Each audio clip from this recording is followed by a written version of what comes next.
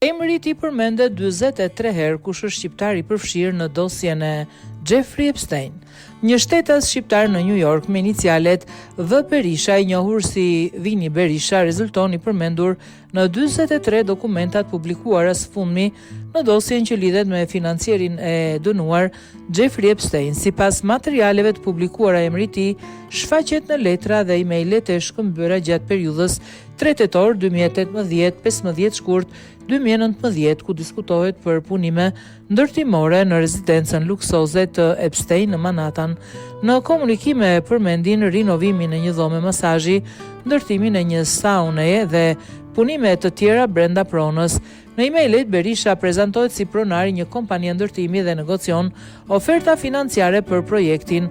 Në disa prej komunikime përfshihen emra të lidhur me rrethin Epstein, ndërsa asistentja e tij, Leslie Groff, rezulton të ketë caktuar një takim në një shkurt 2019 në rezidencën private në Manhattan.